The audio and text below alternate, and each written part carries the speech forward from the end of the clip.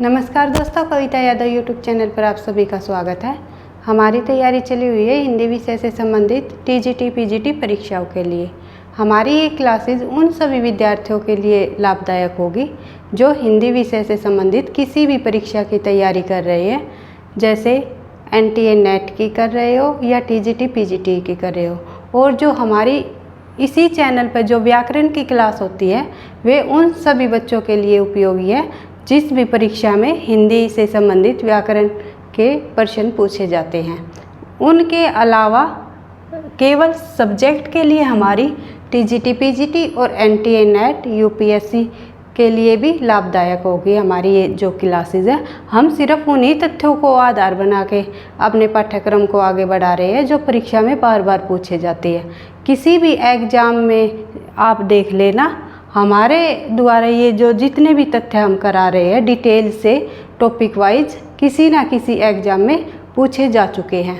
तो ज़्यादा time waste ना करते हुए बढ़ते हैं हम अपने आज के टॉपिक पर। आज हम करेंगे भाषा विज्ञान के अंतर्गत ब्रज भाषा का विकास। हिंदी भाषा के उद्भव और विकास को जैसे हम कर रहे थे से पहले हमने खड़ी बोली का विकास देखा कि किस प्रकार से खड़ी बोली का विकास हुआ। उससे संबंधित जो परीक्षा में पूछे जाते हैं उन तथ्यों को, जैसे कि खड़ी बोली का अन्य नाम क्या है, या फिर खड़ी बोली की विशेषताएं क्या रही, और साहित्यिक क्षेत्र में खड़ी बोली का किस प्रकार से विकास हुआ, कौन कौन सी ऐसी मुख्य मुख्य रचनाएं रही जिनमें खड़ी बोली का प्रयोग किया गया। इस तरह हम आज देखेंगे ब्रज भाषा का विकास, किस प्रकार ब्रज भाषा का विकास हुआ और परीक्षा में किन किन बिंदुओं से प्रश्न पूछ लिए जाते हैं। सबसे पहले बात आ जाएगी ब्रज की। ब्रज जो शब्द है उसका अर्थ क्या है। कई बार परीक्षा में आया है कि ब्रज शब्द का अर्थ बताओ। ब्रज शब्द का अर्थ निम्नलिखित में से ये है। तो ब्रज शब्द का अर्थ हो जाएगा चारागाह, गायों का समूह और पशुओं का समूह। अगर इन तीनों में से कोई एक भी ऑप्शन में हो तो ब्रज का अर्थ चारागाह, पशुओं का समूह या फिर गायों का समूह ब्रज शब्द का अर्थ है। नेक्स्ट पॉइंट देखें हम, अन्य नाम। जो ब्रज भाषा है इनके अन्य नाम क्या है, क्या इनके अन्य नाम रहे हैं। जैसे कि खड़ी बोली का हमने देखा था मर्दानी भाषा, देशी भाषा। इस तरह ब्रज भाषा के क्या रहे, ब्रज भाषा के रहे पुरुषोत्तम भाषा, नाग भाषा, ब्रज की या ब्रिज, ये इनके अन्य नाम रहे। नेक्स्ट पॉइंट, ब्रज की उपबोलियाँ। कई बार परीक्षा में पूछ लिया जाता है ये अंतर्वेदी किस भाषा से संबंध रखती है या किस बोली से संबंध रखती है। तो ये इनके अन्य नाम नहीं है, ये अंतर्वेदी, बुक्सा, भरतपुरी, डांगो और माथुरी, ये इनकी उपबोलियाँ हैं। ब्रज की भाषा की उपबोलियाँ हैं अंतर्वेदी, डांगी, माथुरी और बुक्सा। इस तरह जो ये अन्य है भरतपुरी, ये इनकी उपबोलियाँ है ब्रज भाषा की। एक शब्द और पूछा जाता है एग्जाम में, कई बार परीक्षा में देखा गया, ब्रज बोली। ब्रज बोली का संबंध किससे है, ये पूछ लिया जाता है कि ब्रज बोली का संबंध किससे है या किस भाषा का शब्द है और किस विद्वान द्वारा दिया गया ये नाम। तो ये एक ही पॉइंट से कई तरह से प्रश्न बन जाएगा, तो इसका ध्यान रखना है। ब्रज बोली, अगर ब्रज बोली आ जाए तो हमें ब्रज भाषा का ना ये अन्य नाम है ना इनकी बोली है, ये बांग्ला भाषा से संबंध रखती है। बांग्ला भाषा से जो संबंध रखती है, ये बांग्ला भाषा की एक कृत्रिम बोली है जिसका नाम ब्रज बोली बांग्ला के ईश्वर प्रसाद ने दिया। कई लोग भ्रमवश इसे ब्रज ही मान बैठते हैं। तो ब्रज बोली का जो नाम है ये किन्होंने दिया, ईश्वर गुप्त ने, ईश्वर प्रसाद गुप्त ने इनका ब्रज बोली नाम दिया। बांग्ला भाषा के ही रहे हैं ये विद्वान। और ब्रज बोली का संबंध किससे है? बांग्ला भाषा से, ना कि ब्रज भाषा से। ये परीक्षा में कई बार प्रश्न आया है और बच्चे कंफ्यूज में, कई लोग इन्हें भ्रमवश ब्रज मान लेते हैं, तो ब्रज पे ही निशान लगाकर आ जाते हैं कि ब्रज बोली का संबंध ब्रज से है, लेकिन ब्रज से नहीं है, ब्रज बोली का संबंध है बांग्ला भाषा से। आ गया समझ? नेक्स्ट पॉइंट पे बढ़ लेते हैं हम। ब्रज भाषा की विशेषताएं। ब्रज भाषा की क्या विशेषताएं रही? जिस प्रकार हमने खड़ी बोली में देखा था कि खड़ी पाई का अधिक प्रयोग हुआ, आक्रांत ध्वनियों का अधिक प्रयोग हुआ, इस तरह हम ब्रज भाषा में देख लेंगे कि एग्जाम में किस तरह से प्रश्न पूछ लिया जाता है। ये पूछा जाता है कि इनमें से, निम्नलिखित में से ब्रज भाषा की विशेषता कौन सी नहीं है?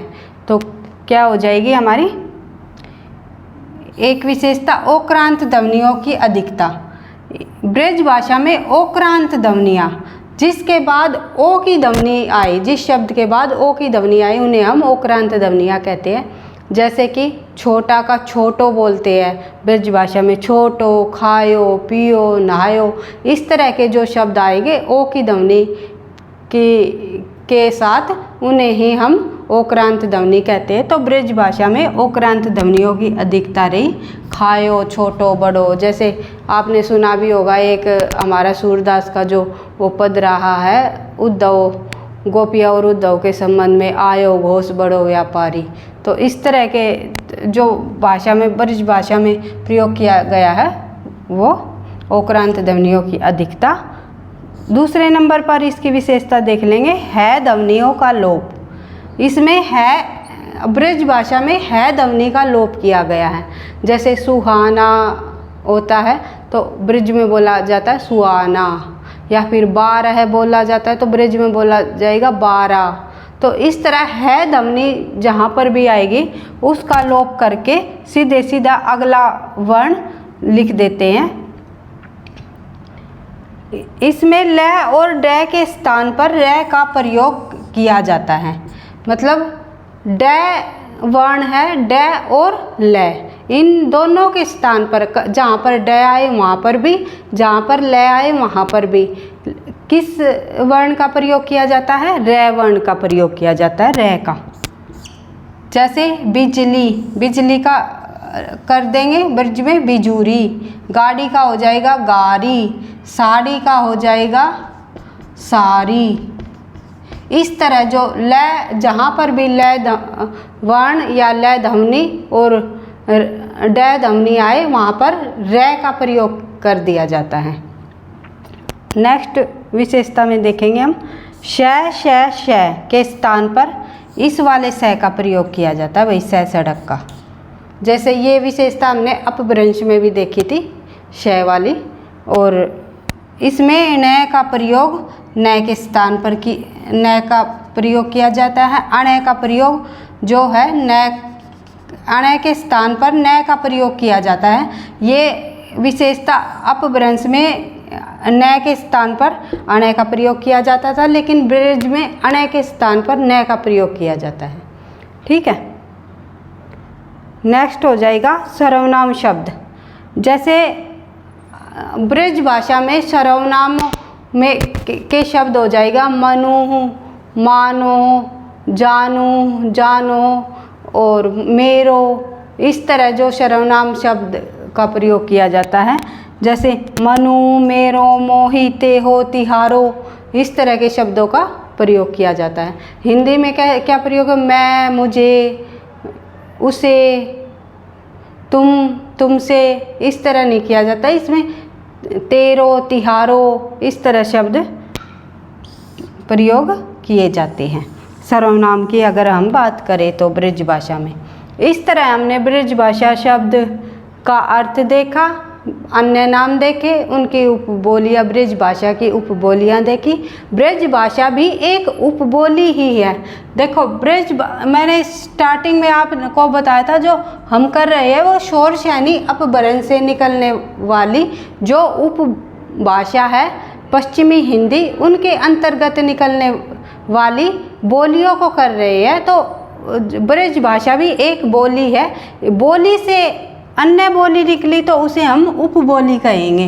तो शोर शैनी अपभ्रंश से निकली पश्चिमी हिंदी, पश्चिमी हिंदी की जो उपबोलियां हैं वे रही हमारी खड़ी बोली। खड़ी बोली हमने कर लिया, अब कर रहे हैं ब्रज भाषा। उन महत्वपूर्ण तथ्यों को कर रहे हैं जो परीक्षा में पूछे जाते हैं, जिन जिन पॉइंटों से। हम एक्स्ट्रा कुछ नहीं करेंगे, सिर्फ महत्वपूर्ण तथ्य ही करेंगे फिलहाल।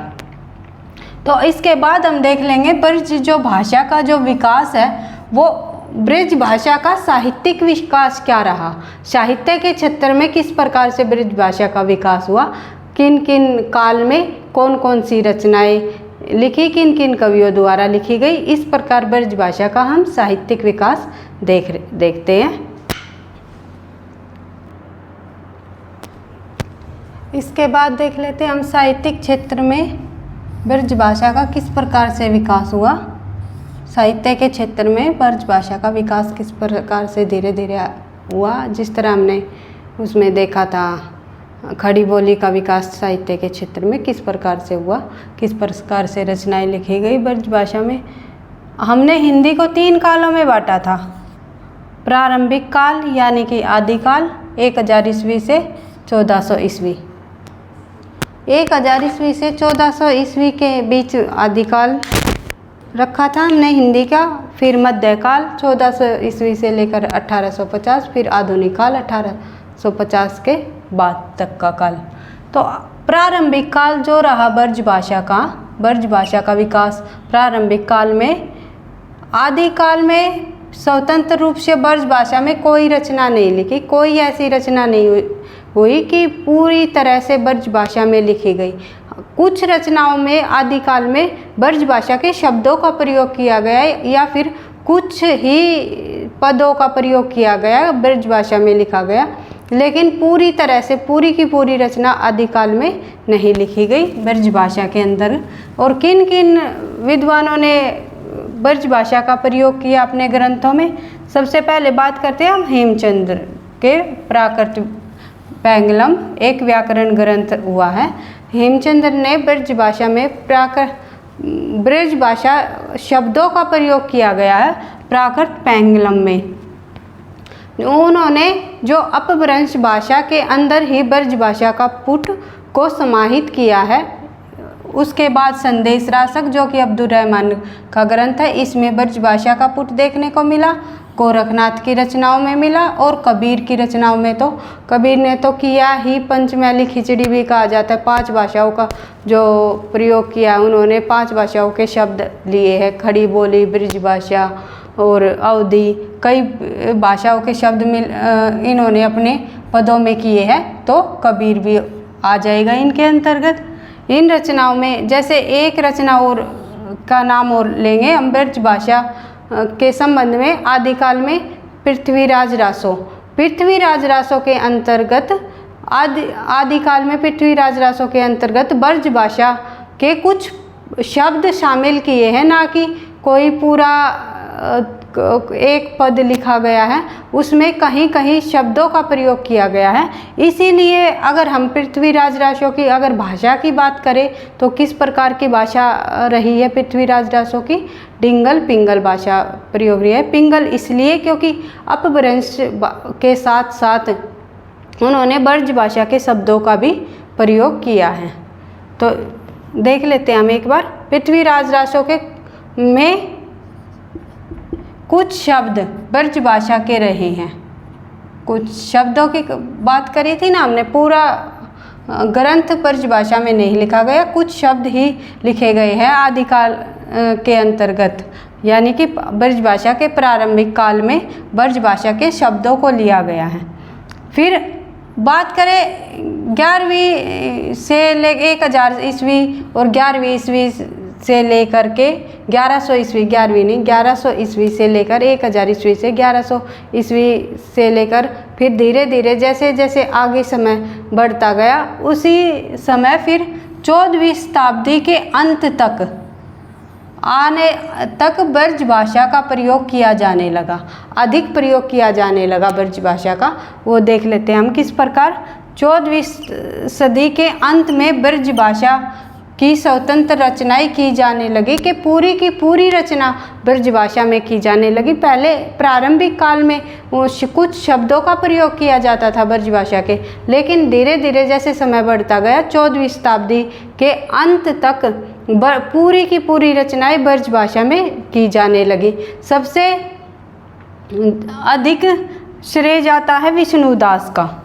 उनकी रचनाओं में जैसे स्नेह लीला, रुक्मणी मंगल, महाभारत कथा, इस प्रकार की रचनाएं उन्होंने ब्रजभाषा में की। उसके बाद बात कर लेते हैं हम मध्यकाल के अंतर्गत।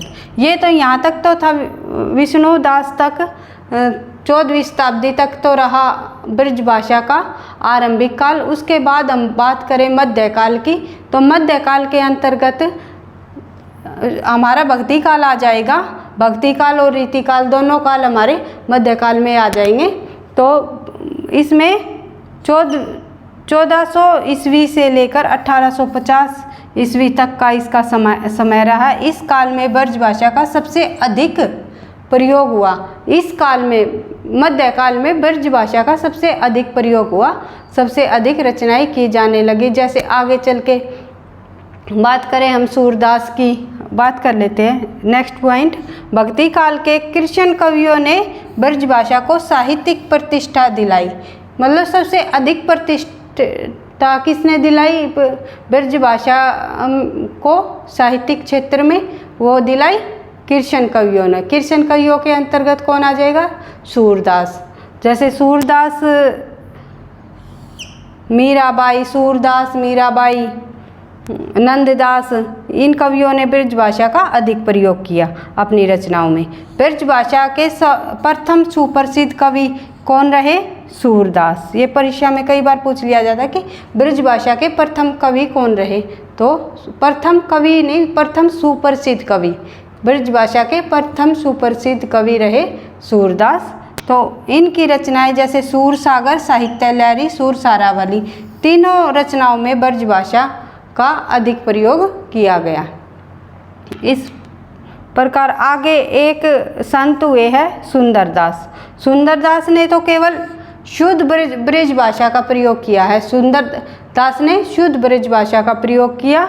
मीरा के पदों में ब्रजभाषा में मिलती है, नंददास के पदों में मिलती है, नामदेव की रचनाओं में भी, जो महाराष्ट्र के विद्वान हुए हैं, महाराष्ट्र के कवि हुए हैं नामदेव।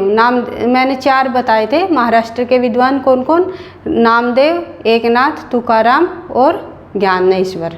ये चारों विद्वान महाराष्ट्र के हुए हैं। परीक्षा में पूछे जाते हैं इनमें से कौन सा कवि या विद्वान महाराष्ट्र से संबंध नहीं रखता या रखता है। इस तरह याद रखने होंगे हमें। ये साथ साथ पीछे की भी चीज़ों को रिलेट करते हुए और रिवीजन करते हुए पढ़ना चाहिए हमेशा, जिससे कि तथ्य आपको याद रहे। नेक्स्ट होगा रसखान। रसखान के पदों में भी ब्रजभाषा के पुट मिले, और तुलसीदास ने तो ब्रजभाषा के में पूरी की पूरी भी रचनाएं की, जैसे कि विनय पत्रिका, कवितावली, गीतावली, इस प्रकार की जो रचनाएं हैं उन्होंने तुलसीदास ने ब्रजभाषा में की। और जैसे जैसे भक्ति काल हमारा समाप्त हुआ, सूरदास में, नंददास, रसखान, जितने भी कवि रहे, नामदेव और ये तुलसीदास, मीराबाई, सगुण काव्य धारा के अंतर्गत और निर्गुण काव्य धारा के अंतर्गत जितने भी ये संत कवि रहे, उन्होंने ब्रजभाषा का प्रयोग किया अपनी रचनाओं में। जैसे जैसे फिर आगे समय बढ़ता गया, मध्यकाल के अंतर्गत ही फिर आया हमारा रीतिकाल। रीतिकाल में कह सकते हैं हम, संपूर्ण रीतिकाल में ब्रजभाषा का प्रयोग किया गया। संपूर्ण रीतिकाल में मतलब रीतिबद्ध कवियों ने भी, रीति सिद्ध कवियों, रीति मुक्त कवियों, इनके द्वारा जो रचनाएं लिखी गई वे लगभग ब्रजभाषा में ही लिखी गई। इसके बाद अगर हम आधुनिक काल की बात करें तो आगे चल के फिर आधुनिक काल आया ब्रजभाषा के संबंध में। तो 1850 के बाद जो काल आया उसके अंतर्गत भारतेंदु ने ब्रजभाषा का अपनी रचनाओं में, भारतेंदु युग में जितने कवि रहे उन्होंने ब्रजभाषा से संबंधित रचनाएं लिखी। फिर आगे चल के धीरे धीरे ब्रज का गद्य विकास हुआ। लल्लू लाल की रचनाओं में जैसे खड़ी बोली का विकास हुआ था, इस प्रकार लल्लू लाल ने अपनी ब्रज ब्रजभाषा में कुछ ग्रंथ, कुछ गद्य लिखे, गद्य रचनाएं लिखी। उसके बाद जैसे जैसे आगे समय बढ़ता गया, द्विवेदी भारतेंदु युग के बाद जब द्विवेदी युग आया तो ब्रजभाषा के स्थान पर खड़ी बोली ने उसका स्थान ले लिया और सभी रचनाएं आगे चल के खड़ी बोली में की जाने लगी। यहीं तक था भाई, भारतेंदु युग तक ही था ब्रजभाषा का विकास। उसके बाद द्विवेदी युग में तो खड़ी बोली की अधिक रचनाएं की जाने लगी। इस प्रकार हमने ब्रजभाषा का साहित्यिक विकास देख लिया, ब्रजभाषा शब्द का प्रयोग और ब्रजभाषा से संबंधित महत्वपूर्ण तथ्यों को हमने पढ़ लिया। अब नेक्स्ट क्लास में इसी तरह हम धीरे धीरे सभी जो परीक्षा में पूछे जाते हैं उन तथ्यों को हम पढ़ते हुए बढ़ते हुए आगे चलेंगे। साथ साथ जैसे जैसे हमारा टॉपिक कंप्लीट होता जाएगा हम प्रश्न उत्तरों को भी साथ साथ करते हुए आगे बढ़ेंगे। इसी तरह हम अपने पाठ्यक्रम को पूरा कर लेंगे। और आपको वीडियो पसंद आई तो लाइक करना, चैनल को दोस्तों के साथ शेयर करना और चैनल को पहली बार हो तो सब्सक्राइब कर लेना। पढ़ते रहना, आगे बढ़ते रहना। थैंक यू, धन्यवाद।